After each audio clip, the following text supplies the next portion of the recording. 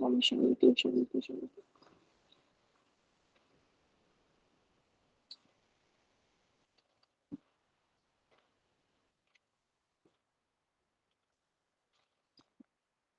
हाँ जी, आप सभी को मेरी स्क्रीन दिखाई दे रही है?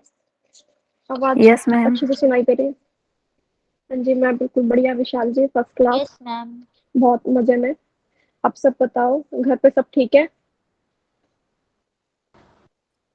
नहीं मैम, कमेंट करके बता दो क्या हुआ स्नेहा जी।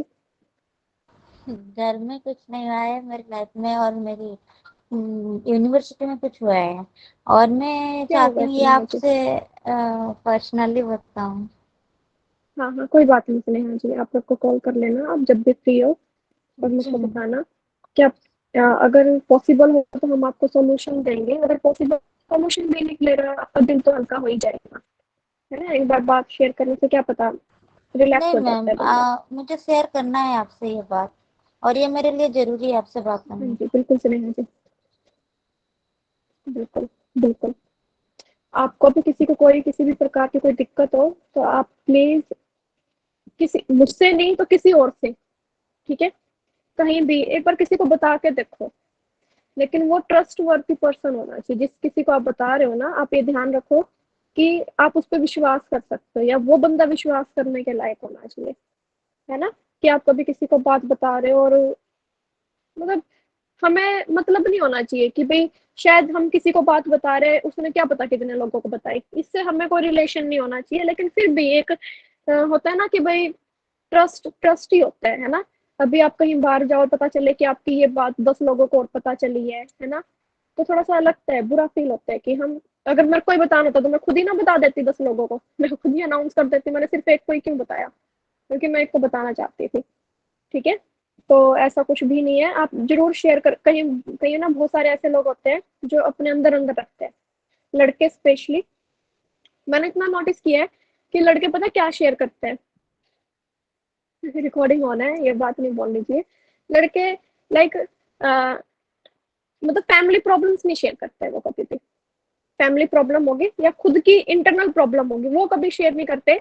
बेफालतू की बातें चाहे कितनी क्यों ना हो, या कोई इलॉजिकल बात क्यों ना हो, ठीक है, क्लास में इस टीचर नहीं हो, ये बातें बिल्कुल चाहे वो शेयर कर लेंगे, लेकिन बेसिकली लड़के ये होते हैं कि पता नहीं क्यों वो अपने अंदर रखते हैं। लेकिन एक बार बोल देना चाहिए, किसी एक को बोल दो, जरूरी थोड़ा ना आप हर किसी को बोलते फिरोगे, नहीं नहीं, कोई एक तो होना चाहिए जिसके पास आप बैठो और ये हो कि वो ना जजमेंट ना पास करे किसी तरीके से।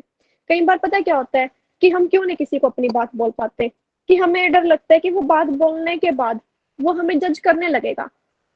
देखो, बहुत सारी चीजें ऐसी होती है कि जो मेरे पॉइंट में सही है, किसी दूसरे के पॉइंट में वो गलत होंगी। अगर मेरे लिए वो पॉइंट में सही है और मैंने वो सही किया है और मैं वो किसी को, मेरे लिए वो सही है लेकिन किसी तीसरे के लिए वो गलत हो सकता है, और मैं अगर उस तीसरे को बताऊंगी तो शायद मेरे को जज कर सकता है कि भाई तूने तो ये तेरी बहुत गलत बात है, तेरे को ऐसा नहीं करना था। कई बार हम इस जजमेंट के चक्कर में भी किसी को बात नहीं बता पाते, और इस वजह से हम अपने अंदर उस चीजों को रखते हैं, वो अंदर अंदर ना छोटी सी होती है, फिर वो बड़ी हो जाती है, बहुत बड़ी हो जाती है, बड़ी फिर बहुत हमें परेशान करती है। तो कोई ऐसा हो जो आपको जज ना करे, ठीक है, गाइड करे, जजमेंट नहीं पास करे आपको, कि मतलब मोरल डाउन ना करे, एक तरीके से आपको टोंट ना मारे या ऐसा कुछ, ठीक है? तो कोई ऐसा पर्सन होना चाहिए जो आपको यस मैम। आपके साथ रहे, जज ना करे, सिर्फ गाइड करे। ये जजमेंट और गाइड में बहुत फर्क होता है। गाइड, आपकी गाइड करने वाला क्या होगा, आपकी पूरी बात सुनेगा, ठीक है, उसमें आपको ना तो ये बोलेगा कि आप राइट या रॉन्ग, ठीक है, वो सिर्फ आपको गाइड करेगा कि अब तू ये कर ले। अब वो जो तूने कर ही दिया, जो पास्ट में वो चीज पहुंच चुकी है, उस पर किसी को जज करके, ठीक है, वो आप उस बंदे का मोरल डाउन कर रहे हैं, उसको गिल्ट, पहले ही वो बंदा अगर आपको कोई बात बता रहा है तो इसका मतलब उसके अंदर वो बात है ना, वो पहले ऑलरेडी गिल्ट में है, गिल्ट हो या कोई परेशानी में, तभी वो आपको बात बता रहा है। और ऊपर से आप फिर उसको ऐसे बोल दोगे कि तूने क्या किया, ये ऐसे नहीं था, तो और ज्यादा आप उसको गिल्ट दे रहे हो, ठीक है, वो चीज और बढ़ रही है उसके अंदर, कम नहीं हो रही वो। तो कोई ऐसा होना चाहिए जो आपको जज ना करे, आप कितने ही बुरे क्यों ना हो, आपने कितना ही कुछ गलत क्यों ना किया हो, एक तो ऐसा होना चाहिए जो आपको सुने और समझे और फिर आपको गाइड करे, ठीक है? चलो फिर तो सब बढ़िया, फर्स्ट क्लास रहना, कोई टेंशन लेने वाली बात नहीं है। और ये भी एक लाइफ का इम्पोर्टेंट मतलब मेरे को तो, मतलब अगर मेरी लाइफ सीधी चलती रहती है ना तो मैं तो बहुत बोर हो जाती हूँ। मेरी तो लाइफ में ना हर एक दिन कुछ ना कुछ इंटरेस्टिंग होता है। क्या होता था, जब मैं यूनिवर्सिटी में थी, मास्टर्स कर रही थी, तो हर रोज मेरे साथ कुछ ना कुछ अलग अलग होता था। कभी क्या हुआ, ऑटो से यूनिवर्सिटी में जा रही हूँ तो मेरी चप्पल टूट गई। ठीक है।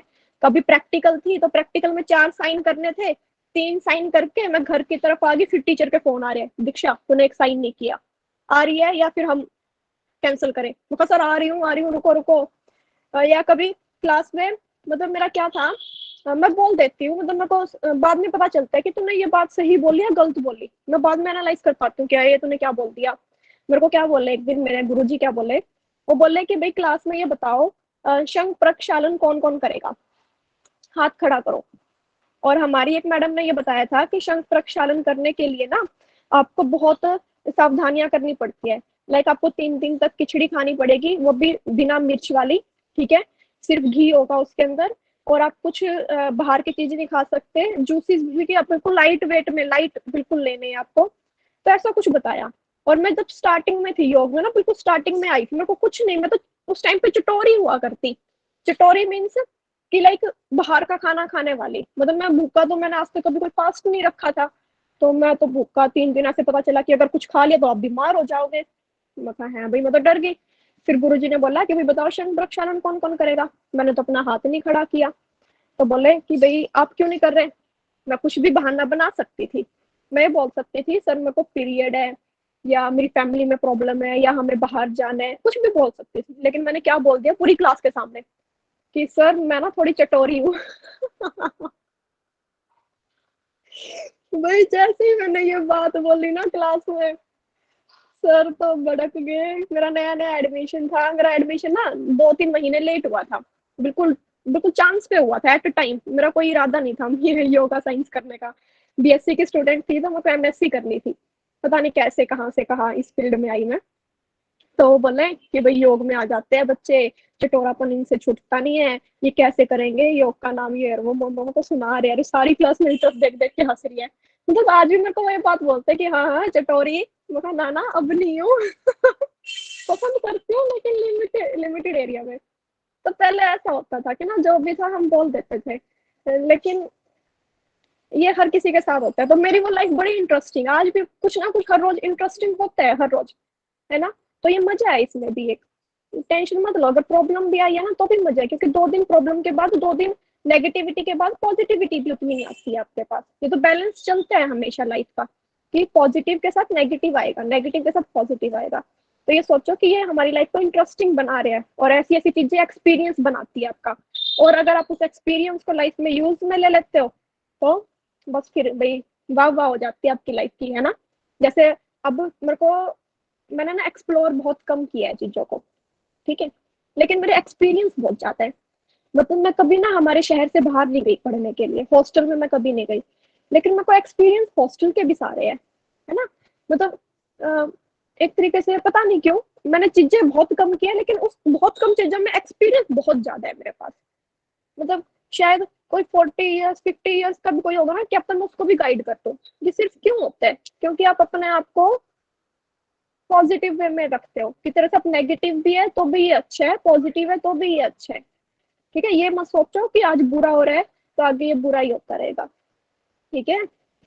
तो बिल्कुल बिल्कुल। चलो फिर आज आपको टॉपिक शुरू करते हैं। देखो टॉपिक मैं आपको बताती हूँ, पहले अपना कुछ चीजें सुनना, मेरी ध्यान से सुनने की कोशिश करना, समझना। बहुत इंपॉर्टेंट टॉपिक है आपका, थ्योरी थ्योरी ऑफ लर्निंग। ठीक है। पहले आप मेरे को सुनो। ठीक है। मेरे को देखो, मेरे को समझो मैं बोलना क्या चाह रही हूँ, फिर मैं आपको वो पढ़ा दूंगी।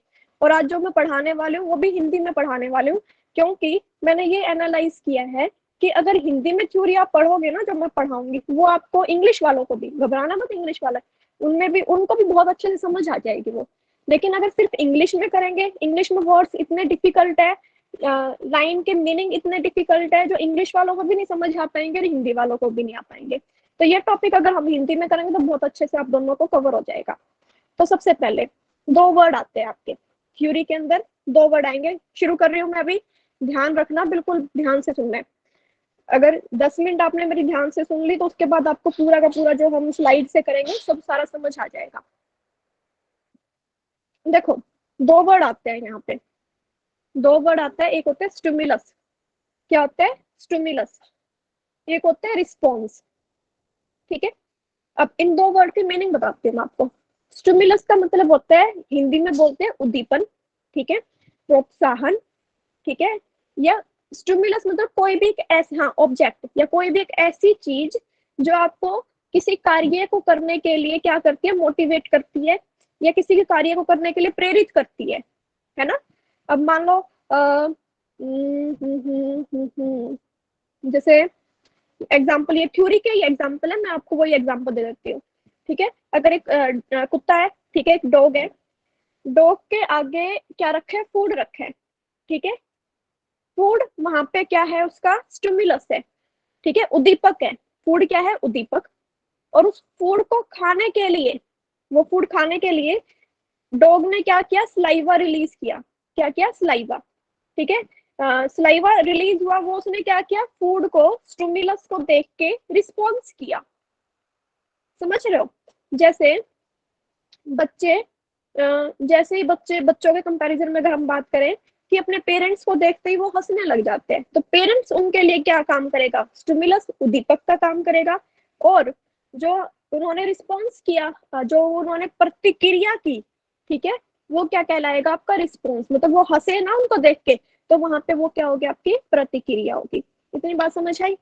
ये दो वर्ड्स आपके थ्योरीज में बहुत बार बार में रिपीट होंगे, स्टिमुलस, रिस्पॉन्स। रिस्पॉन्स होता है जो किसी भी ऑब्जेक्ट को देख के हम रिएक्ट करते हैं, जिस तरीके से हम रिएक्ट करेंगे वो हमारा क्या होगा? रिस्पॉन्स होगा। ठीक है, और जो भी आपको, जो कार्य, जो भी वस्तु आपको प्रोत्साहित करती है, मोटिवेट करती है कार्य, कार्य को करने के लिए, ठीक है, उसको हम बोलते हैं स्टिमुलस। इतनी चीज समझ आई? अब देखो, चलते हैं। अब जैसे ना, मेन आपकी वैसे तो 8 थ्योरी है, 8, ठीक है, 8 में से हम करेंगे 4 सिलेक्टेड। ठीक है, 4 में से मैं आपको अभी फिलहाल आज करवाऊंगी 2 थ्योरी। ठीक है, दो थ्योरी मैं आपको करवाऊंगी, और वो 2 थ्योरी आप समझना। देखो, एक थ्योरी है आपकी कंडीशनिंग। कंडीशनिंग याद रखना, वर्ड कंडीशनिंग। एक है आपकी ओपेरेंट कंडीशनिंग। एक कंडीशनिंग और एक क्या है? ओपेरेंट कंडीशनिंग। कंडीशनिंग का मतलब समझो पहले, यहाँ पे क्या है, इस थ्योरी में क्या है। कंडीशनिंग का मतलब यहाँ पे क्या है कि आपके सामने आपको कोई स्टिमुलस दिखाई दे रहा होगा, ठीक है, आपके सामने कोई ना कोई ऐसा ऑब्जेक्ट होगा जो आपको कार्य करने के लिए क्या करेगा? प्रेरित करेगा। ठीक है, और फिर आप क्या करोगे? रिस्पॉन्स करोगे। That is called conditioning.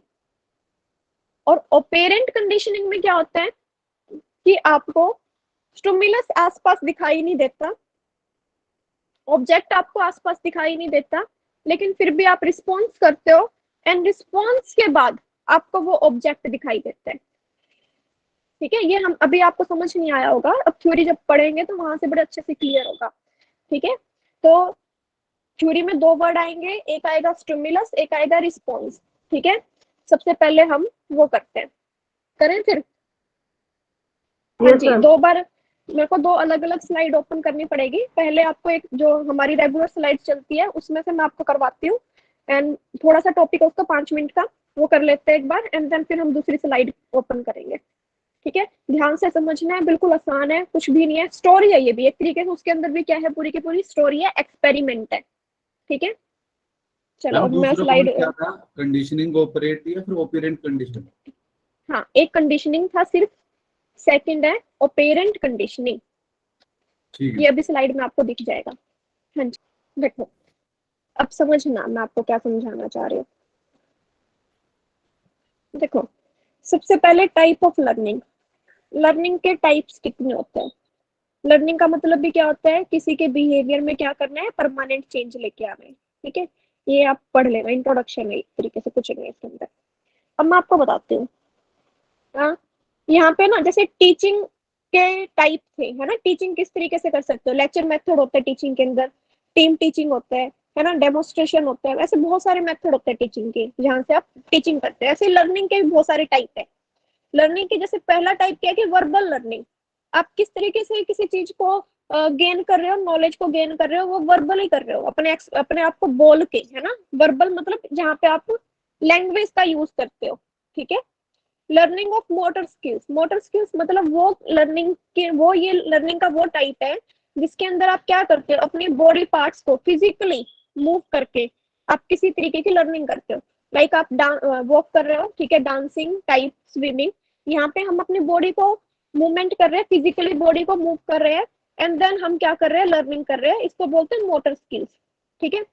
एक होती है अफेक्टिव लर्निंग। अफेक्टिव लर्निंग मतलब जो आप अपनी इमोशंस पे करते हो, जो आपकी हैबिट बनाते हैं, जो आपके अप्रिशिएट, जो आपकी इमोशनल लेवल पे आप लर्निंग सीख रहे हो ना, वो होती है आपकी अफेक्टिव, ठीक है। कोग्निटिव लर्निंग सिंपल वही बात है कि जहाँ पे आपका क्या आ जाता है, इंटेलेक्चुअल लेवल, जहाँ पे आप अपनी बुद्धि को यूज करके कोई लर्निंग करते हो, वो कोग्निटिव लर्निंग आ गई, है ना। जैसे प्रॉब्लम सॉल्विंग के अंदर भी आप अपना माइंड का यूज करते हो कि ये प्रॉब्लम है, इसका सॉल्यूशन मैं कैसे निकालूं, है ना। किसी कंसेप्ट को याद करते हो, किसी प्रिंसिपल को याद करते हो, वो कहाँ किसके अंदर आता है, वो कोग्निटिव लर्निंग के अंदर आता है, ठीक है। अब ध्यान देना, ये कुछ एक टाइप थे, तो बड़ा बेसिक मतलब समझाने के लिए था, ये बेसिक, यहाँ से कुछ आने वाला नहीं है।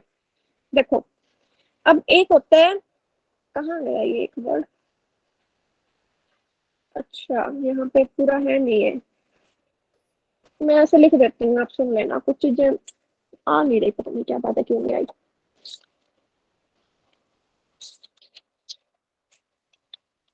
हाँ जी, देखो, एक होता है जैसे यहाँ पे लेटर क्राइटेरियन है ना, ठीक है, एक ऐसे ही होता है, पहले सबसे पहले आता है फॉर्मल,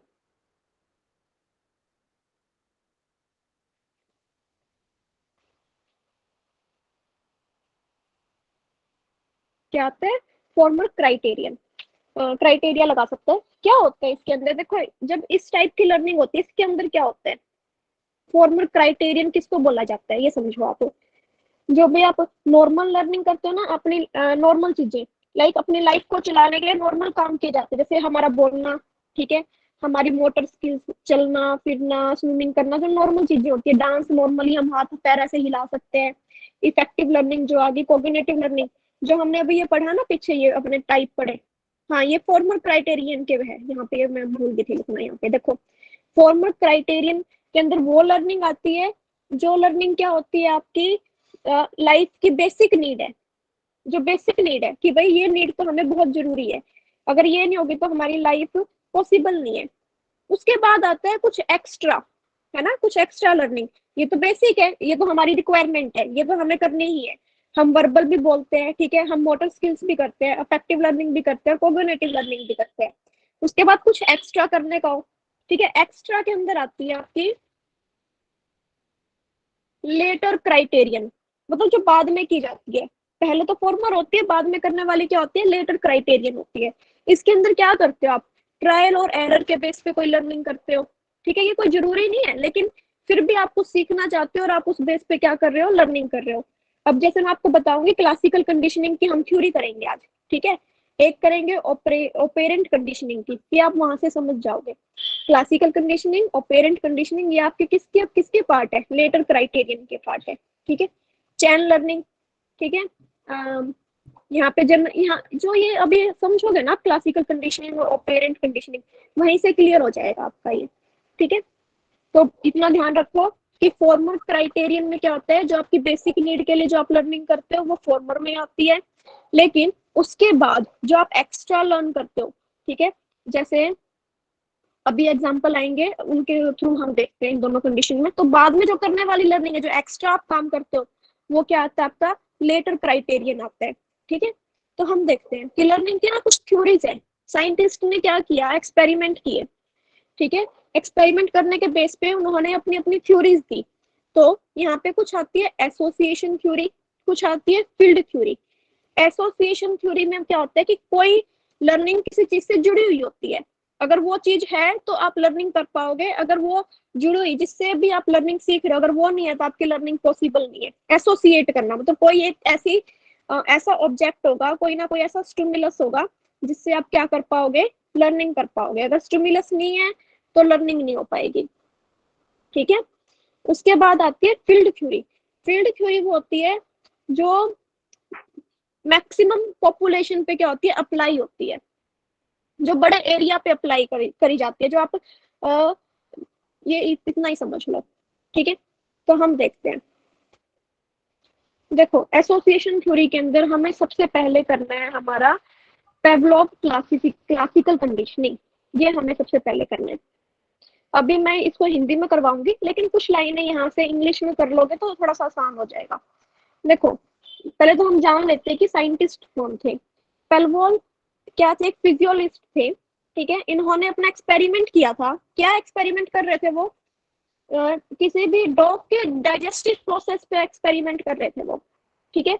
जब वो डॉग के डाइजेस्टिव प्रोसेस पे एक्सपेरिमेंट कर रहे थे, तो उन्होंने क्या देखा, उन्होंने बाई चांस, ठीक है, कर तो वो इसके ऊपर एक्सपेरिमेंट रहे थे, लेकिन उन्होंने बाई चांस क्या देखा कि जब भी फूड डॉग को दिखाई देता है, कुत्ते को जब भी खाना दिखाई देता है, तो उसके मुंह से क्या रिलीज होता है, सलाइवा रिलीज होता है, ठीक है।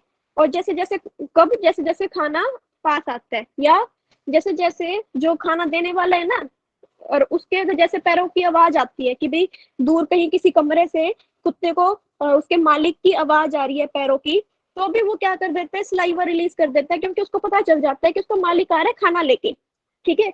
या तो आगे खाना हो तो वो सलाइवा रिलीज करेगा, या सिर्फ कदमों से ही पहचान जाएगा कुछ ना कुछ। क्या होते हैं डॉग अपने आप कुछ ना कुछ सिग्नल्स बना लेते हैं, है ना, कि वो अगर आ रहे हैं तो भी वो समझ जाते हैं, है ना। जैसे घरों में क्या होता है, जिनके डॉग होते हैं, बाइक की आवाज देख के, कार की आवाज देख के वो रिएक्ट करना शुरू कर देते हैं, है ना, ऐसे ही होते हैं। तो इस चीज को बोलते हैं कंडीशनिंग। कंडीशनिंग मतलब कुछ ना कुछ आगे स्टिमुलस होता है यहाँ पे, और कुछ ना कुछ रिस्पॉन्स किया जाता है, ठीक है। अभी ये तो इंग्लिश में था, देखो मैं आपको बताती हूँ, जैसे यहाँ पे ना टोटली इंग्लिश के अंदर है, ठीक है। ये थोड़ा सा आप बाद में समझ पाओगे, पहले एक बार आप मेरी, मैं एक बार वीडियो ऑन करके आपको थोड़ा सा समझा देती हूँ कि इस एक्सपेरिमेंट में किया क्या है। ये एक एक्सपेरिमेंट था, एक्सपेरिमेंट के अंदर इन्होंने करा क्या, वो बात कर लेते हैं एक बार। मैम हाँ जी, ये कंप्लीट रिफ्लेक्स एक्शन का ये बात किया जा रही है ना। हाँ, मैं जूलॉजी स्टूडेंट हूँ, इसीलिए मैं बता रही हूँ कि ये रिफ्लेक्स एक्शन होता है ना, कि हम कुछ भी हमारी इनपुट देते हैं, हमारी माइंड इसको आउटपुट देता है, और ये जो हाँ जी। हार्मोन की ये बात होती है ना ये। हाँ देखो स्नेहा जी, अभी हम यहाँ पे इतना डीपली नहीं पढ़ने वाले। देखो आप मेरी सुनो पहले एक बार कि इसमें होता क्या है, ठीक है। पेलवॉल एक साइंटिस्ट थे जिन्होंने एक एक्सपेरिमेंट किया। इन्होंने क्या किया, पहले आप उस एक्सपेरिमेंट को सुनो, फिर पैवलव। हम उसको थ्योरी। हाँ पेलवो, पेवलोव, पैवलव। ठीक है। हाँ पेवलोव, फिर हम उसको पढ़ते हैं, ठीक है। क्या किया पेलवोव ने, उसने ना दो कंडीशंस रखी, दो कंडीशन की। सबसे पहले एक डॉग को रखा, उसके सामने वो खाना लेके आया। जैसे ही डॉग के सामने क्या आया, खाना आया, तो कुत्ते ने क्या किया, सलाइवा रिलीज किया, ठीक है। ये स्टार्टिंग बिफोर वाला काम था, इसमें उसने कुछ भी नहीं किया, उसने कुछ अपनी तरफ से एक्स्ट्रा एफर्ट डाला नहीं ना। ये तो नेचुरल है कि नेचुरल खाना आता है, डॉग क्या रिलीज करते हैं, सलाइवा करते हैं, ये दोनों चीजें नेचुरल है बिल्कुल, ठीक है। इसके अंदर कोई कंडीशनिंग नहीं उन्होंने की। लेकिन फिर बाद में उन्होंने क्या किया कि खाने के साथ घंटी की आवाज करती, ठीक है। जैसे जैसे खाना आता, साथ साथ में घंटी भी क्या होती, बजती, ठीक है। घंटी बजेगी प्लस खाना, तो भी डॉग ने क्या किया, सलाइवा रिलीज किया, ठीक है। लेकिन फिर क्या किया उन्होंने, घंटी घंटी को बजाया, घंटी घंटी के बजाने से सलाइवा वो रिलीज नहीं कर रहा था स्टार्टिंग में। सिर्फ स्टार्टिंग में क्या हुआ कि उन्होंने दो चीजें देखी, खाना आया और डॉग ने सलाइवा रिलीज किया खाने को देखते ही, ठीक है। नॉर्मल है, नेचुरल है, यहाँ पे उन्होंने कुछ भी नहीं किया। घंटी को बजाया, डॉग ने कुछ भी रिएक्ट नहीं किया, किसी भी तरीके से कोई रिएक्ट नहीं किया, कोई सलाइवा रिलीज नहीं किया। ये होगी बिफोर कंडीशनिंग। कुछ भी एक्सपेरिमेंट करने से पहले उन्होंने ये चीज नोटिस की, एक्सपेरिमेंट को स्टार्ट करने से पहले उन्होंने ये चीज को नोटिस किया। तो अब उन्होंने क्या किया आफ्टर, बिफोर पहले उन्होंने नोटिस कर लिया कि खाना आता है, डॉग सलाइवा रिलीज करता है, और घंटी बजती है तो डॉग कोई भी रिएक्ट नहीं करता, कुत्ता किसी भी तरीके से कोई रिएक्शन नहीं देता अपना। फिर क्या किया उन्होंने कि खाने के साथ घंटी को बजाया, दोनों चीजें एक साथ करी, खाना प्लस घंटी एक साथ बजाया, डॉग ने सलाइवा रिलीज किया। कई दिन उन्होंने लगातार यही काम किया कि जैसे ही खाना आता साथ में घंटी बजती और डॉग सलाइवा रिलीज करता। 20-25 दिन उन्होंने ऐसा किया। फिर 20-25 दिन बाद उन्होंने क्या किया कि खाना नहीं दिया उन्होंने, सिर्फ घंटी बजाई और सिर्फ घंटी बजने से डॉग ने क्या कर दिया, सलाइवा रिलीज कर दिया। ठीक है, ये एक्सपेरिमेंट उन्होंने किया। अब इस एक्सपेरिमेंट का कंक्लूजन क्या निकल के आता है? एक्सपेरिमेंट का कंक्लूजन ये आता है कि उन्होंने डॉग की नेचुरल हैबिट पे फोकस किया। नेचुरल चीज के साथ उन्होंने कोई आर्टिफिशियल चीज को जोड़ दिया। आर्टिफिशियल क्या थी? हमारी घंटी। और आर्टिफिशियल चीज को जोड़ने से जो रिस्पॉन्स नेचुरल चीज के साथ आता था वो उन दोनों के साथ आया। और अब केवल आर्टिफिशियल चीज से भी रिस्पॉन्स का क्या कर रहा है, डॉग रिस्पॉन्स कर रहे हैं। समझ रहे हो मेरी ये बात? समझ आई इतनी थ्योरी? एक्सपेरिमेंट समझ आया? सबसे पहले आप बताओ। मैम एक्सपेरिमेंट तो समझ आया, बट मुझे, मैं कह रही हूँ मतलब कि जैसे हम इसको अपनी वर्डिंग में कैसे लेंगे इसको? वो मैं अभी पीपीटी से करवाऊंगी ना आपको। वर्डिंग में तो एक्सपेरिमेंट के तो डिटेल, जैसे मान लो पेपर में तो एमसीक्यू क्वेश्चन आते हैं हमारे, एक्सपेरिमेंट हमें लिखना नहीं है। अगर थ्योरी में आता है तो हम थ्योरी में बोल देंगे ऐसे ऐसे, पहले उन्होंने ऐसे किया, बाद में उन्होंने ऐसे किया।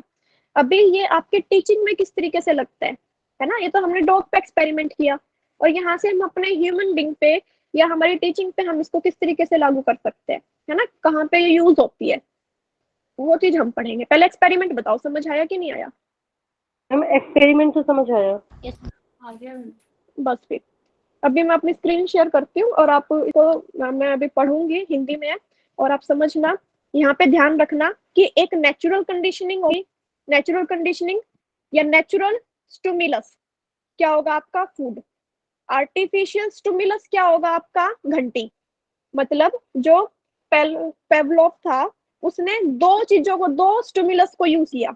ध्यान रखना इस थ्योरी के अंदर दो स्टिमुलस का यूज किया गया है, नेचुरल और आर्टिफिशियल। ठीक है, ये यहाँ से क्वेश्चन पुट आउट हो सकता है कि भाई किस थ्योरी के अंदर दो दो स्टिमुलस को यूज किया जाता है एक साथ। ठीक है, तो मैं अभी स्क्रीन शेयर करती हूँ एंड देन आप मेरे को बताना और समझना, एक बार ध्यान से समझ के देखना।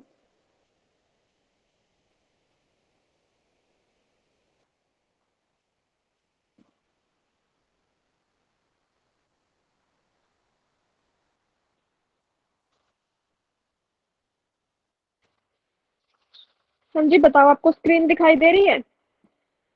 ठीक है मैम। यस मैम, दिख रही है। हाँ जी, देखो पेवलोव क्या था? एक साइंटिस्ट था जिन्होंने 1904 में क्या किया, एक्सपेरिमेंट किया। उन्होंने क्या किया, उन्होंने ना, देखो यहाँ पे पढ़ो, मैं पेन ऑन कर लेती हूँ। देखो उन्होंने क्या किया कि एक नेचुरल स्टिमुलस लिया, एक क्या लिया, आर्टिफिशियल लिया। ठीक है, दोनों के साथ क्या किया उन्होंने, रिस्पॉन्स किया, कुछ ना कुछ रिस्पॉन्स उनको मिला। ठीक है, अब हम एक्सपेरिमेंट को पढ़ते हैं कि एक्सपेरिमेंट क्या था। एक्सपेरिमेंट के लिए उन्होंने क्या किया, पेवलोव ने क्या किया, अपने एक, उन्होंने कुत्ते के ऊपर प्रयोग किया। ठीक है, कुत्ते के गले को काट कर, ठीक है, कुत्ते के गले को ना थोड़ा सा छेद कर दिया। उस छेद के अंदर से उन्होंने क्या किया, एक पाइप लगा दी। ठीक है, उस पाइप को एक, यहाँ पे जैसे दिखाई दे रहा है ना, एक डिब्बा सा, एक कटोरी सी है ना, इसके अंदर उस पाइप को छोड़ दिया और उस कुत्ते को ना 24 घंटे के लिए भूखा रखा। और कुत्ते को खड़ा करने के लिए भी एक विशेष यंत्र बनाया कि जिससे वो खड़ा रहे। ठीक है, जैसे यहाँ पे आप कुछ देख रहे हो कि उसको खड़ा रखा गया सलाइवा रिलीज करने के लिए। सलाइवा कितना ज्यादा, क्योंकि एक सलाइवा की जगह होती है जहां से सलाइवा बनता है, और एक मुंह के थ्रू बाहर आना, वो फिर भी कम हो जाते हैं। इन्होंने डायरेक्ट उसी जगह पे पाइप लगा दी जहां पे सलाइवा बनता है, एक्सपेरिमेंट को देखने के लिए। ठीक है, फिर उसके बाद क्या किया कि जैसे ही कुत्ते के सामने भोजन आता तो भोजन को देख के उसके मुंह में क्या होती, लार उत्पन्न होती। ठीक है, यहाँ पे भोजन क्या है आपका, नेचुरल स्टिमुलस है। ठीक है, और जो उसने रिस्पॉन्स किया ये नेचुरल रिस्पॉन्स है। ठीक है, नेचुरल स्टिमुलस के साथ उसने रिस्पॉन्स क्या किया, नेचुरल स्टिमुलस के साथ नेचुरल रिस्पॉन्स किया। फिर क्या किया उन्होंने, घंटी बजाई, लेकिन घंटी बजाने से कुत्ते के मुंह में लार नहीं आई। फिर क्या करते हैं वो कि जो नेचुरल स्टिमुलस है, कुत्ते के सामने घंटी, घंटी मतलब आर्टिफिशियल स्टिमुलस बजाई जाती है। घंटी बजाने के 7 से 8 सेकंड के बाद कुत्ते के सामने भोजन दिया गया। भोजन को देखकर कुत्ते के मुंह में क्या आ गई, लार आ गई। और बार बार घंटी बजाने तथा साथ में भोजन के उपस्थित होने से कुत्ते ने यह सीख लिया कि घंटी क्या है, भोजन का सूचक है। मतलब घंटी बज रही है तो मतलब भोजन आने वाला है। अब भोजन को प्रस्तुत नहीं किया गया, लेकिन घंटी बजाई। कुत्ता भोजन प्रस्तुत करने पर पर्याप्त मात्रा में लाल स्रावित करता था, लेकिन जब केवल घंटी बजाई गई तो उसने सलाइवा रिलीज नहीं किया। ठीक है, और ये जो प्रोसेस थी ना, कुछ टाइम तक उन्होंने कंटिन्यू रखी। तो एक टाइम ऐसा आया कि अब कुत्ते के सामने घंटी बजाई जाती थी, लेकिन भोजन प्रस्तुत नहीं किया जाता था, और भोजन की अनुपस्थिति में भी घंटी बजने पर कुत्ते के मुंह से क्या निकलती थी? लार निकलती थी, सलाइवा रिलीज होता था। ठीक है, देखो तो यहाँ पे क्या हुआ कि भोजन तो आया, क्या है आपके पास? लाल रिलीज हुई।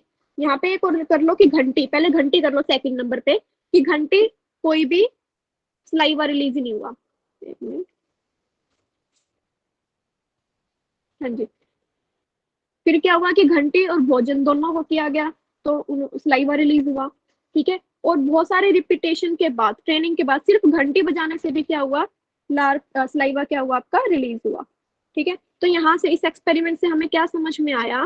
देखो मैं बताती हूँ कि प्रत्येक उद्दीपक मतलब किसी भी स्टिमुलस के लिए एक नेचुरल रिस्पॉन्स होना बहुत जरूरी है।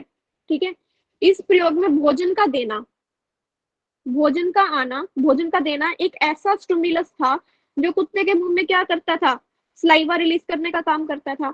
ठीक है, भोजन के साथ जैसे ही उन्होंने क्या किया, आर्टिफिशियल स्टिमुलस को कनेक्ट किया, तो भी क्या कर रहा था? वो अपने लार को रिलीज कर रहा था, और जिससे कुत्ते को समझने लगा कि घंटी बजने के साथ भोजन मिलेगा।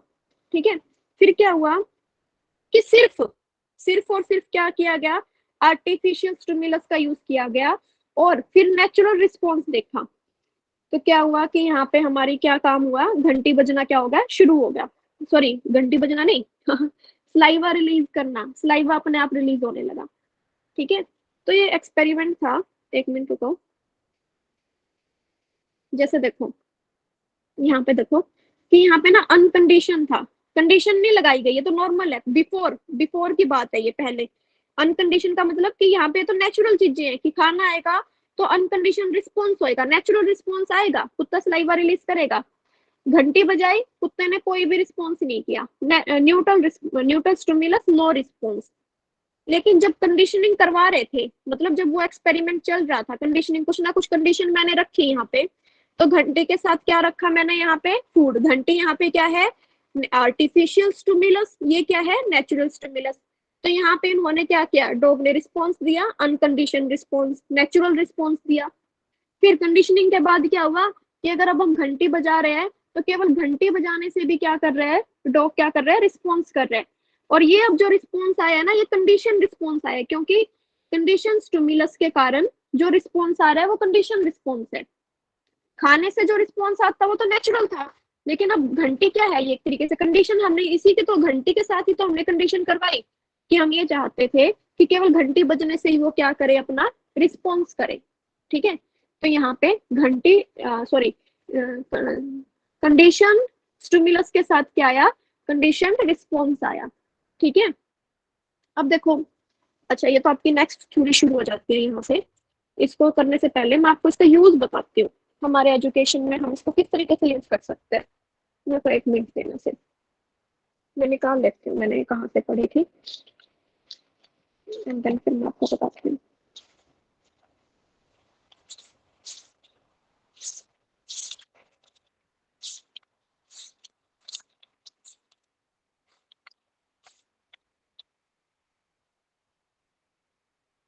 बिल्कुल आसान है, कुछ भी नहीं है, थ्योरी की तरह ही है, और दिक्कत नहीं आएगी आप लोगों को।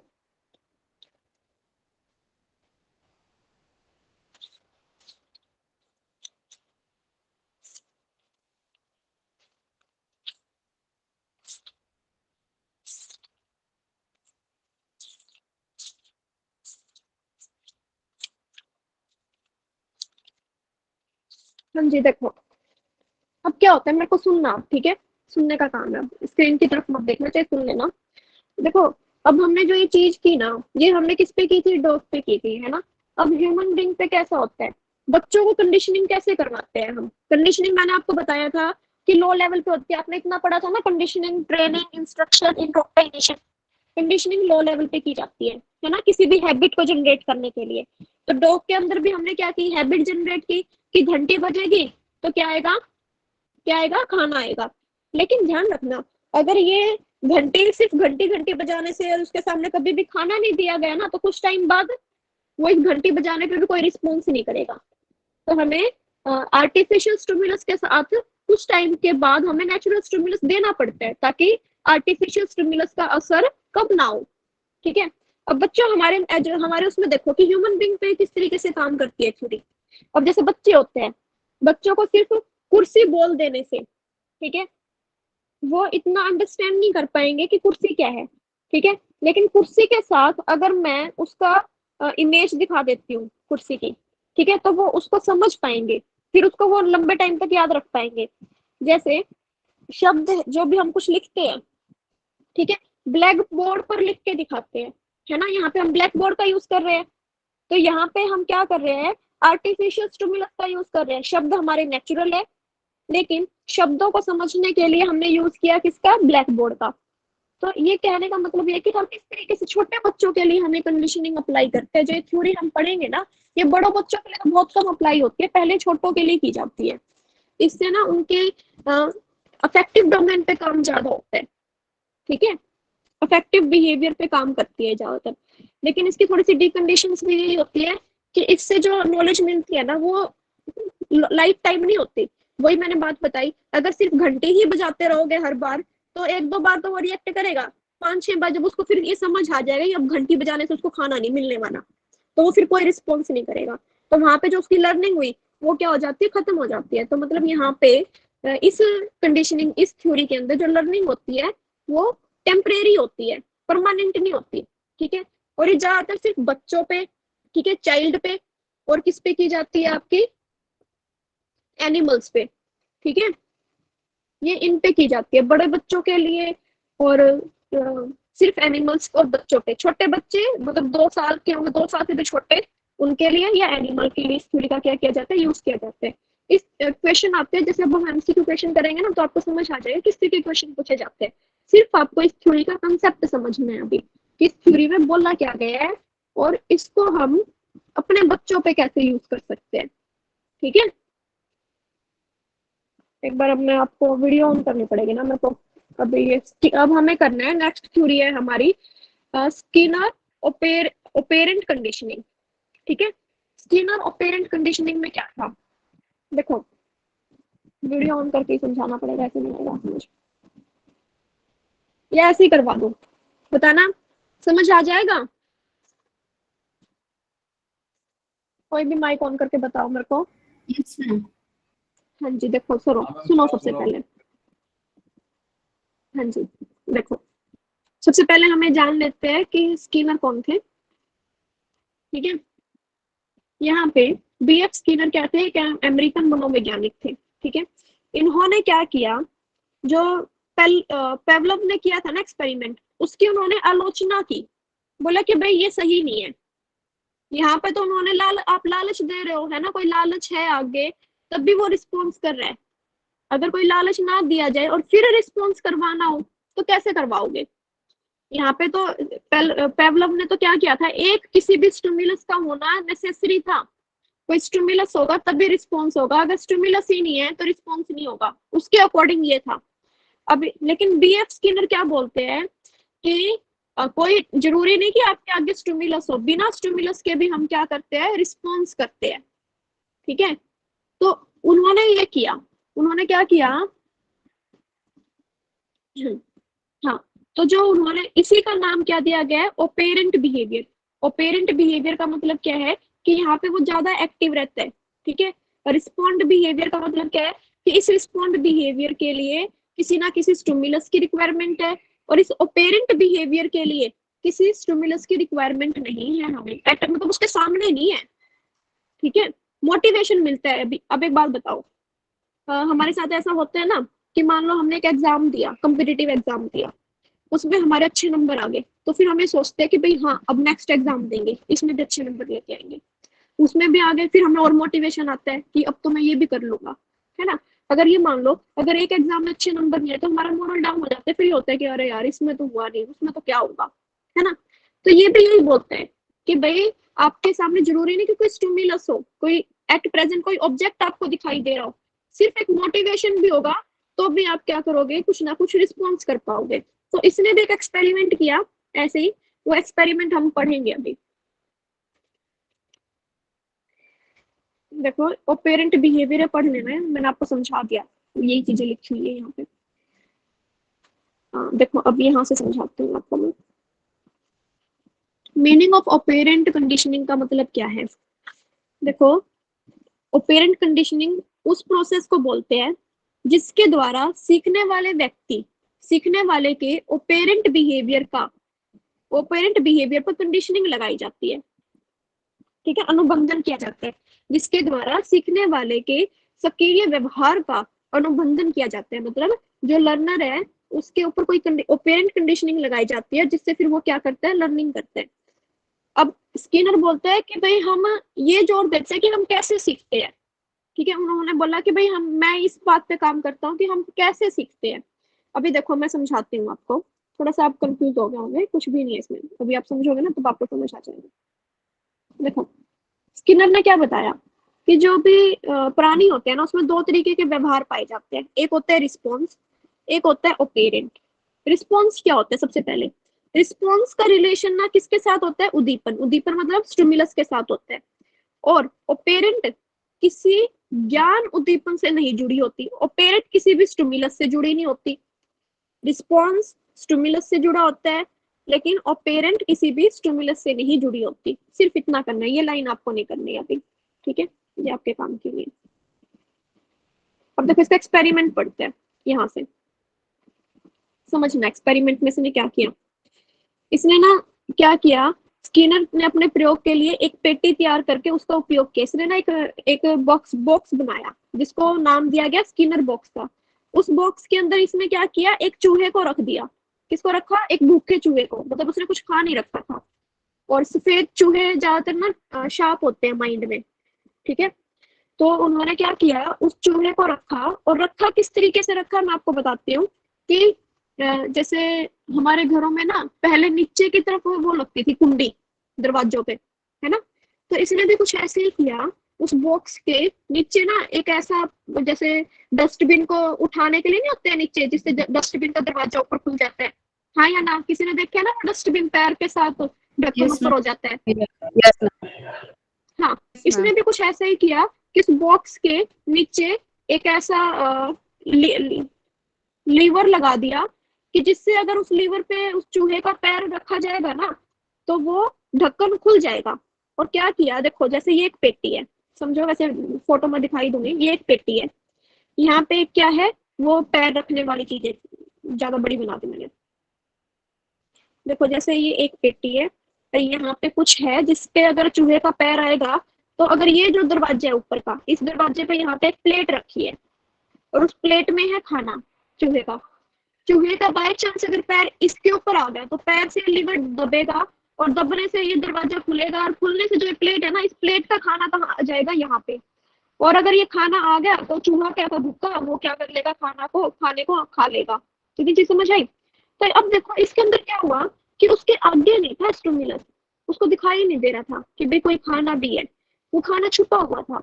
यहाँ पे उसके अंदर सिर्फ मोटिवेशन था कि मेरे को अपनी भूख को कम करना है, और वो ट्राई करता रहा। कभी वो यहाँ पे उछला, कभी उसने उछल कूद की, लेकिन उसका पैर नहीं पड़ा, लेकिन वो हारा नहीं, थका नहीं, फिर भी वो ट्राई करता रहा। एक टाइम ऐसा आया कि उसका अचानक से पैर यहाँ पे आ गया। जैसे ही पैर आया, एक तो आवाज हुई उसके अंदर, आवाज के साथ लाइट ऑन हो गई, और लाइट के साथ ऑन होते ही जो खाना था वो नीचे आ गया, और नीचे खाना आया, उसने उस खाने को खा लिया, क्योंकि बॉक्स बंद था, अंधेरे में वो कैसे करेगा, लाइट का और आवाज से उसको पता चला कि भाई हाँ अब ये दरवाजा खुल चुका है और खाना आ गया।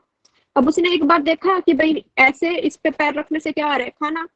तो जब भी उसको भूख लगती बार बार में वो क्या करता, इसके ऊपर पैर रखता, खाना नीचे आता और खा लेता। कुछ इस तरीके के एक्सपेरिमेंट उन्होंने किया, ठीक है। देखो पढ़ते, तो भूखे चूहे ने अपनी भूख मिटाने के लिए भोजन की आवश्यकता थी, ठीक है। तो उसने क्या किया कि दीवार के ऊपर ना उसने क्या, जैसे यहाँ पे देखो, यहाँ पे खाना रखा हुआ है, आप ये ना मैं पीडीएफ जब सेंड करूंगी तो आप ये पढ़ लेना, ये जो मैंने अभी आपको समझाया ना, ये वही चीजें बोली हुई है जो मैंने अभी आपको बोल के सुनी है। लाइन टू लाइन पढ़ने की जरूरत नहीं है। तो उससे क्या हुआ कि भाई ना उसको बहुत ज्यादा भूख लगी हुई थी और पिंजरे में उसको खाली छोड़ दिया कि तू घूम जैसे मर्जी घूमने। तो वो इधर उधर घूमने लगा, दाएं बाएं उछलने लगा, कभी सूंघने लगा दीवारों को, तो कभी लीवर को सूंघने लगा। तो एकदम उसने ना रैंडम मूवमेंट, अचानक क्या हुआ कि बाय चांस उसका पैर कहाँ पे चला, उस लीवर पे चला। जैसे ही लीवर पे पैर लगा उसका, तो वहां पे जो बर्तन रखा था वो बर्तन क्या आ गया, प्लेट के अंदर आ गया। प्लेट के अंदर आते ही चूहे को भोजन मिला और उसने क्या किया, उस भोजन को ले लिया और खाने के बाद फिर उसने उछल कूद की। फिर अचानक क्या हुआ, उसका पैर कहाँ लीवर के ऊपर आया। तो ऐसे उसने बहुत सारी रैंडम मूवमेंट की। और ये रैंडम मूवमेंट कर जरूरी है, अगर रैंडम मूवमेंट नहीं करोगे तो आपको अपना क्या अपने लक्ष्य तक नहीं पहुंच पाओगे। और उसके लिए मोटिवेशन भी जरूरी है, मोटिवेशन भी आपके अंदर होना चाहिए। मोटिवेशन उसको कब मिला, जब उसको खाना मिला। अब आप ये पूछ सकते हो ना कि भाई इसको मोटिवेशन कहाँ से दिखाई दिया। एक बार तो बेचारे ने बाय चांस कर दिया, एक बार बाय चांस उसने पैर रख दिया और पैर रखने से उसको यहाँ पे खाना मिला। खाना देखते उसको मोटिवेशन आ गया कि अच्छा मेरे को खाना मिल गया, अब मेरे को कोई प्राइज देगा, मैं पेपर में फर्स्ट आ गई, फर्स्ट आने पे मेरे को क्या मिला, प्राइज। तो मेरे अंदर मोटिवेशन आया कि मैं अगली बार भी फर्स्ट आऊंगी और मेरे को फिर प्राइज मिलेगा। तो इसने ऐसा ही किया कि अच्छा अब फिर मेरे को कुछ ऐसा ही करना है। उसको ये समझ नहीं आया कि भाई कहाँ पे पैर रखा, क्या हुआ, क्योंकि वो चूहा है ना, हम ह्यूमन है तो हम तो समझ जाते हैं। उसके अंदर इतना माइंड शार्प थोड़ा ना है, लेकिन फिर भी उसके अंदर ये था कि अब फिर मेरे को खाना खाना है। तो फिर वो दोबारा उछल कूद करने लगा।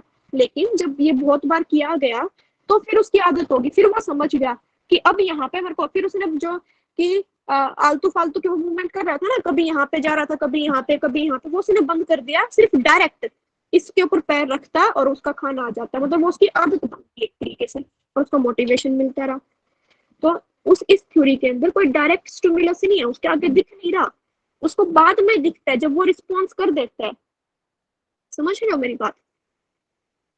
मैम ये हाँ, ये क्या हो ऑपरेंट गया? कंडीशनिंग में ही आएगा हाँ, ये ऑपरेंट कंडीशनिंग में आएगा।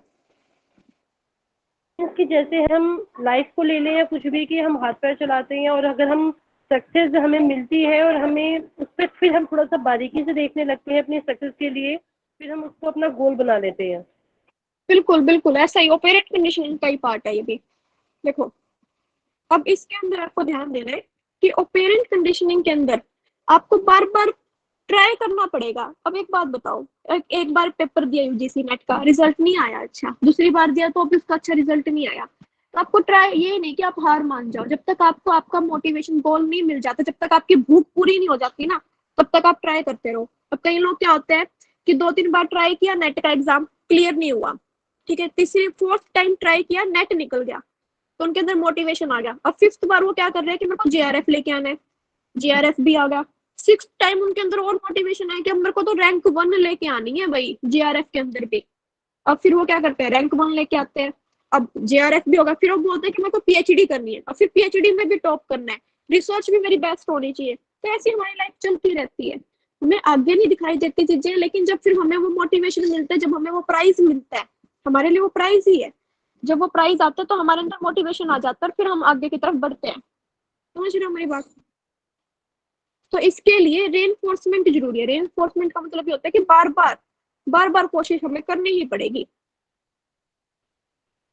देखो जैसे ये कुछ अभी देखो थोड़ा सा बड़ा इन्होंने बहुत कुछ किया था एक्सपेरिमेंट, छोटा सा बताया कि यहाँ पे एक चूहा है, ठीक है, यहाँ पे कोई लीवर लगा हुआ है, पैर दबेगा, यहाँ पे ऊपर कोई खाना है, ठीक है, यहाँ पे स्पीकर है, सिग्नल भी है, तो खाना कहाँ जाएगा, पाइप के थ्रू अंदर अंदर यहाँ पे इस दरवाजे के पास खाना आ जाएगा। कुछ इस तरीके से उन्होंने एक्सपेरिमेंट किया अपना, ठीक है, ये आप फोटो देख लेना बाद में। अब देखो इसके लिए हमें क्या क्या चीजें रिक्वायरमेंट है, ये क्या करवाता है काम, इस कंडीशनिंग का यूज क्या है। सबसे पहले तो ये क्या करते हैं, मोटिवेट करते हैं स्टूडेंट्स को, है ना। इस सिद्धांत की सहायता से विद्यार्थियों को पढ़ने के लिए प्रेरित किया जाता है, ठीक है। सेकंड, रिपीटिशन होते हैं, है ना। अब आप बार बार में दोहराई करते हो ना, बोलते हैं ना रिवीजन बहुत जरूरी होती है, और एक बार नहीं, आपको अगर पढ़ा रहे हो या पढ़ रहे हो तो आपको वो चीज बार बार में कुछ टाइम बाद फिर रिवाइज करनी पड़ेगी, वरना आप भूल जाओगे। रिवाइज करते हो तो आपके अंदर क्या होता है, आपकी वोकैब भी अच्छी होती है, ठीक है, बहुत सारे शब्द आपके पास आ जाते हैं, ठीक है। नेक्स्ट क्या है,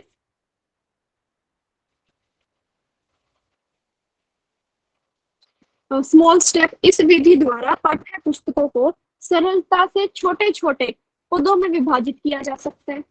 बच्चों को सेटिस्फेक्शन मिलती है ना, बिहेवियर भी शेप होते हैं, जो डर था वो डर भी क्या होता है यहाँ से दूर होता है, समझ रहे हो। और आप क्या करते हो, बार बार प्रैक्टिस करते हो, ठीक है, पॉजिटिव, अगर पॉजिटिव रिस्पॉन्स आता है तो।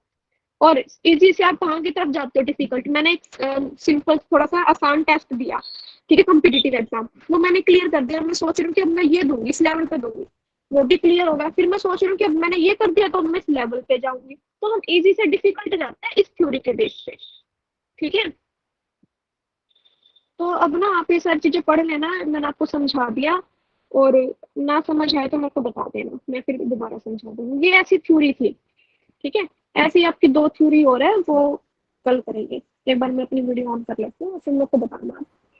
हम जो आपने ये पूरी थ्योरी बताई थी वो ऑपरेंट बिहेवियर के अंडर में ही है ना? हाँ जी, ये अभी जो सेकंड बताई है वो। हम जो आपने रैट वाला समझाया था जिसके अंदर वो लीवर को दबा देता है और खाना आ हाँ जाता हाँ था, हाँ वो किसके एग्जाम, मतलब किसके अंडर में था? ऑपरेंट बिहेवियर के अंडर में था या हाँ, रिस्पॉन्डेंट बिहेवियर के अंडर में था? ओपेरेंट ओपेरेंट। अच्छा, ठीक है, ठीक है। जो पावलोव की आपने थ्योरी बताई है उसके हाँ एग्जाम्पल जी। लर्निंग में कैसे यूज होता है वो बता दो, वो एग्जाम्पल हाँ, एग्जाम्पल वो बच्चों मैम। के लिए होता है। क्योंकि जो चेयर है अगर बच्चों को इमेज दिखाएंगे तो वो लाइफ टाइम याद रहेगी उनको। हाँ इसका थोड़ा सा और तो आपने बताया कि वो जल्दी भूल जाएंगे अगर हम वो यूज करेंगे, तो ये समझ नहीं आया मुझे। हाँ हाँ, मैं आपको बताती हूँ। मैंने ना दो दो वर्ड्स आपको बोले, कि एक मैंने आपको बोला कि इसके अंदर जो नॉलेज है ना वो परमानेंट नहीं होती, मतलब टेम्परेरी होती है। अगर आपका वो स्टिमुलस साथ में है तो आप वो नॉलेज आपके पास रहेगी, अगर स्टिमुलस साथ में नहीं होगा तो वो नॉलेज शायद आपके पास फिर ना आए, ठीक है, आप भूल जाते हो उस चीज को। अब यहाँ पे एग्जाम्पल, ये दोनों छोटे बच्चों के लिए और एनिमल के लिए है, ठीक है। ये केस था एनिमल, एनिमल के केस में ये चीज क्या थी, थोड़ी सी टेम्परेरी थी। और अगर हम चाइल्ड के केस में देखें, चाइल्ड के केस में डिपेंड करते हैं हम उसके किस तरीके के बिहेवियर में चेंज करना चाह रहे हैं, ठीक है। अब एक बात बताओ, अगर अगर आपको हरी सब्जी खिलानी है अपने बच्चे को, ठीक है, हरी सब्जी मैक्सिमम बच्चे जो खाना पसंद नहीं करते, लाइक घिया तोरी, तो आपने क्या किया, अगर घिया तोरी खिलानी है, आप दो तरीके के उसको आर्टिफिशियल स्टिमुलस दोगे। क्या, या तो आप उसको थप्पड़ दोगे, थप्पड़ होगा, या आप उसको बोलोगे ये खा ले, चॉकलेट मैं फिर तेरे को दूंगी, ठीक है। अब ये दो कॉम्बिनेशन आपने रखे, थप्पड़ या चॉकलेट, इनके कॉम्बिनेशन के साथ उसने क्या कर लिया, वो चीज खा ली, ठीक है। अब Okay. अगर सिर्फ आप उसको ये बोलोगे कि भाई ये इस पे एग्जैक्ट नहीं बैठता थप्पड़ और वाला, क्योंकि ये एग्जैक्ट एग्जांपल नहीं बैठ पाएगा इसके ऊपर। कोई और, कोई और जो इसको अच्छे से समझा पाए कि हम बच्चों पे किस तरीके से हेल्प करेंगे, किसी और को मुझसे ज्यादा समझ आया हो तो।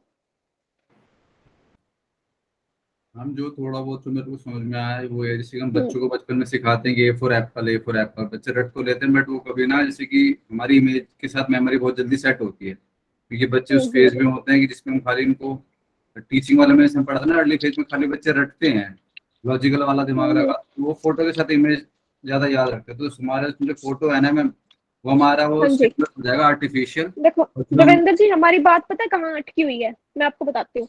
हमने एक इसकी लिमिटेशन में ये किया था कि इसके अंदर जो नॉलेज है ना, वो नॉलेज क्या होती है, टेम्परेरी होती है, परमानेंट नहीं होती। और साथ में अब हम जो ये बच्चों वाला एग्जांपल दे रहे हैं ना, कि भाई किसी चीज को देखने के बाद वो तो परमानेंट हो जाती है, तो ये कंट्राडिक्ट हो गया यहाँ पे। एक तरफ हम बोल रहे हैं कि ये क्या है, टेम्परेरी होता है, दूसरे केस में हम बोल रहे हैं कि ये क्या हो जाता है, परमानेंट हो जाता है, ठीक है।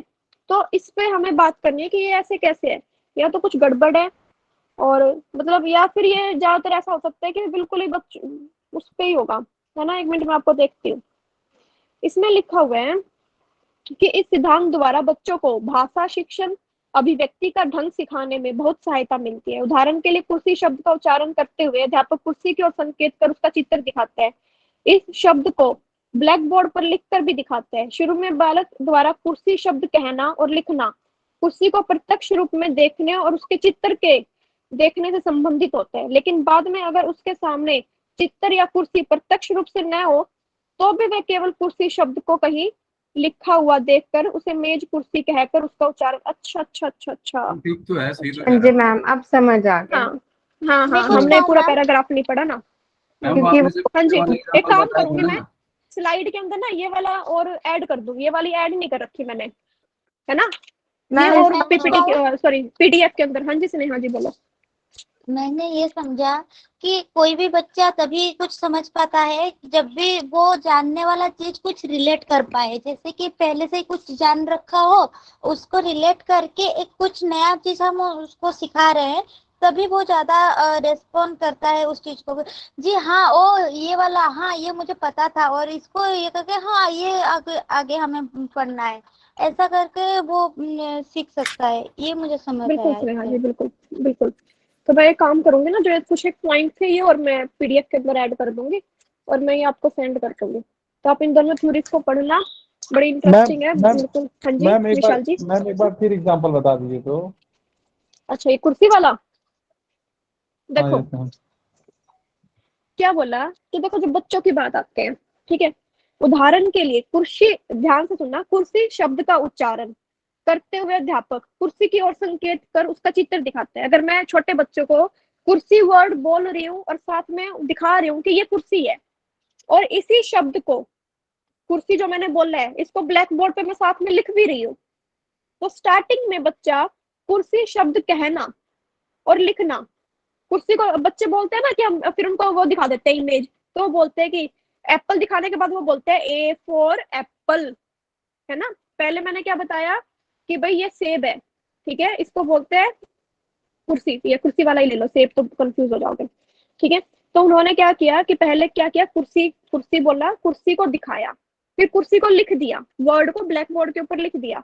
और अब बच्चे को अगर कुर्सी शब्द बोलना है ना, शब्द कहना है या लिखना है, तो कुर्सी को प्रत्यक्ष रूप में देखने और उसके चित्र के देखने से संबंधित है। कुर्सी को हमने रिलेट किया, कुर्सी के बोलने को और लिखने को हमने रिलेट किया कुर्सी की इमेज से। दो चीजें हो गई यहाँ पे, नेचुरल भी हो गया और आर्टिफिशियल भी हो गया। लेकिन बाद में अगर उनके सामने सिर्फ कुर्सी प्रत्यक्ष रूप से न भी हो, और अगर कुर्सी नहा है भी नहीं ना उनके सामने, अगर एग्जैक्ट प्रेजेंट नहीं है, तब वे केवल कुर्सी शब्द को कहीं लिखा हुआ देखकर ही उसे मेज कुर्सी कहकर उसका उच्चारण कर लेते हैं। मतलब फिर अगर वो, अगर एट प्रेजेंट कुर्सी नहीं है ना उसके पास, उसको इमेज दिखाई नहीं दे रही कुर्सी की, और सिर्फ लिखा हुआ है कुर्सी मेज, तो वो उसको बोल देंगे कि ये क्या है, कुर्सी और मेज है, उसका उच्चारण कर लेंगे। समझ आ रही है बात। मैम जैसे हमने उसको कोई वर्ड हमने दिया और उसके साथ में उसका एक ना सिंबल भी दिखाया कि हाँ ये इसका चिन्ह है कि ये ऐसा होता हाँ है, हाँ फिर उसको दोनों से उसका परिचय हो गया, तो वो पहचान गया कि हम्म, हाँ ऐसा होता है।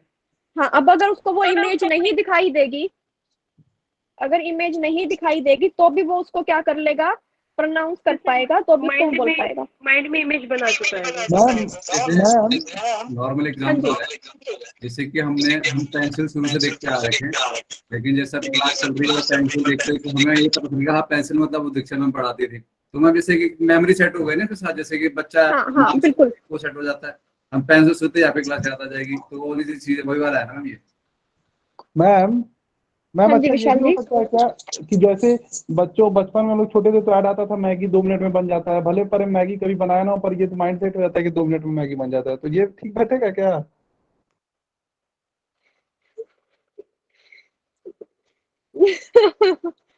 भाई अब ना देखो, ये उन्होंने तो ठीक बोला है कि मैगी 2 मिनट में बन जाती है, लेकिन बस ये है कि मैगी 2 मिनट में कब बनती है, जब आप पानी उबाल लो, पहले पूरा अच्छे से उबला हुआ है, उसके अंदर सब्जियां पकी हुई है, और फिर मैगी डालोगे तो वो 2 मिनट में बनेगी। अगर आप पहले मैगी मैम ये डाल जो रहे हो फिर एग्जांपल, पानी। मैम ये जो चेयर का एग्जांपल था, ये पेवलोव की क्लासिकल कंडीशनिंग में ही है ना?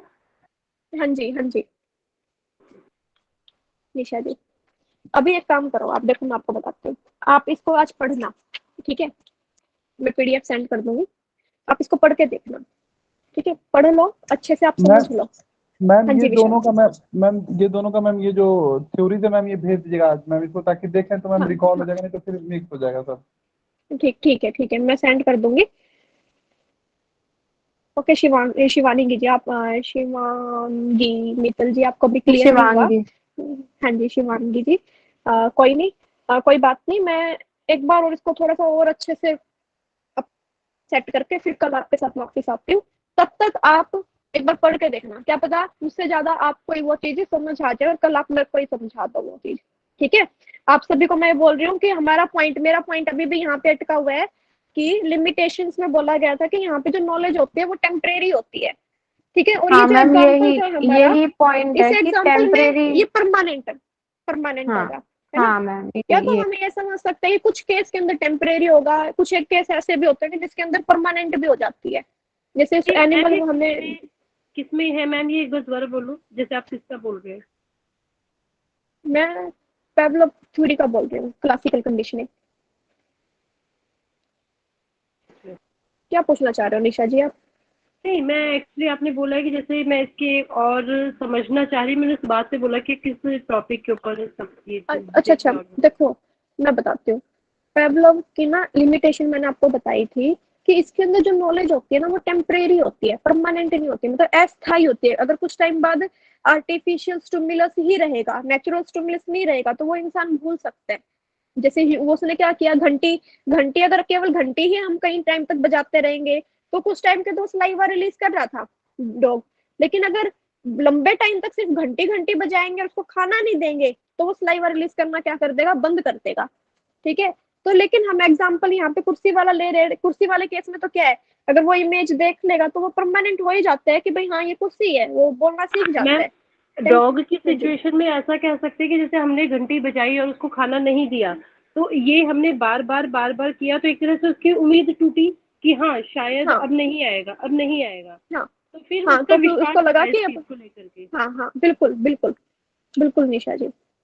तो अभी आप एक काम करना, इसको पहले पढ़ना, ठीक है, मैं भी कुछ पढ़ के देखती हूँ, अगर मेरे को और अच्छे, मेरे को लगता है कि आप में से किसी ना किसी को जरूर समझ आ जाएगा और मेरे को आप समझा दोगे कल ये टॉपिक। ठीक है, कल एक तरीके से मैं आपकी स्टूडेंट हूँ, आप मेरे टीचर्स हो कहीं ना कहीं से। अच्छा चलो मैं आपको ही देखती हूँ ये काम, आप एक काम करना, इस थ्योरी को ना कहीं और भी देखने की ट्राई करना, किसी और यूट्यूब चैनल पे, ठीक है, या कहीं गूगल पे, कहीं एक बार अपने तरफ से एनालाइज करके देखना कि क्या बोला गया है, और फिर आप मेरे वाली जो वीडियो है, ये जो वीडियो यूट्यूब पे डलेगी, आप ये देखना और फिर आप ये बताना कि कहाँ पे हमारी गड़बड़ है। ठीक है, वरना तो मैं कल ले ही आऊंगी आपके आगे। हाँ जी बिल्कुल, नहीं ऐसा मैम, कुछ नहीं मिलके होता जब, पढ़ेंगे। हाँ हाँ बिल्कुल बिल्कुल करेंगे, साथ में करेंगे। तो बड़े आसान टॉपिक है, मुश्किल तो है नहीं कुछ भी, और अभी आप समझ रहे हो तो इसलिए थोड़ा सा मुश्किल लग रहा है, जब आप दूसरी बार करोगे तो आपको बहुत आसान लगेगा, है ना। और कुछ और कोई एक बात? बात बताना चाहती हूँ, हाँ जी स्नेहा जी।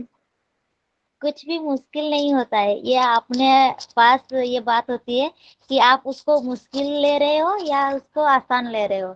अगर आप बिल्कुल ठान बिल्कुल लो कि स्नेहा ये जी, आसान है मेरे लिए, तो ये आसानी होगा। और अगर आप चाहते नहीं यार ये तो बहुत ही मुश्किल है, तो ये मुश्किल और होता जाएगा। बिल्कुल बिल्कुल, हमें कहीं ना कहीं पता होता है कि क्या चीज मुश्किल है क्या चीज आसान है, लेकिन फिर भी बोलो मत उसको मुश्किल है, ये बोलो कि आसान है, कर लेंगे, हो जाएगा, क्यों नहीं होगा, हो जाएगा, ऑल इज वेल। बस वो ऑल वाला इज वेल, स्टेप ऑल मत इज वेल। करना, ऑल इज वेल वाला। कभी लो अभी बैठ जाओ पोजीशन में और पीछे से बोल रहे हो कि all is well, all is well. सिर्फ इधर बोलो कि all is well, all is well. कभी घर वाले बोले कि भाई ये क्या कर रहा है तू? कि क्लास में चल रहा है, मैडम ने नहीं, बोला घर ऑल इज वाले वेल। भी सब देख रखे हैं ना वो फिल्म। वो फिल्म बहुत फेमस है, घर वाले भी सब देख रखे हैं। ओ ये कर रहा है। समझ जाएंगे ऑल इज वेल। क्या हो गया, तू पढ़े रहेगा, क्या करवा रही है तुम्हारी मैडम, पढ़ाई भी चल रही है नहीं चल रही है? ये बोलेंगे। नहीं, थोड़ी घबराहट हो रही है ना, इसलिए all is well, all is well. हाँ जी नहीं मैम, बिल्कुल इस पे स्नेहा जी। थोड़ी सी क्लियरिटी लेके कल देखते हैं कि क्या रिजल्ट हाँ आता है। बिल्कुल बिल्कुल निशा जी, आप अपनी तरफ से बिल्कुल देखना एक बार, और वरना मैं कल लेके आती हूँ, कोई दिक्कत नहीं है। ठीक है, कोई और बात? मैं मैसेज देख लेते हैं, पर मैंने देखा नहीं ना किस किस ने क्या क्या किया होगा। ओके,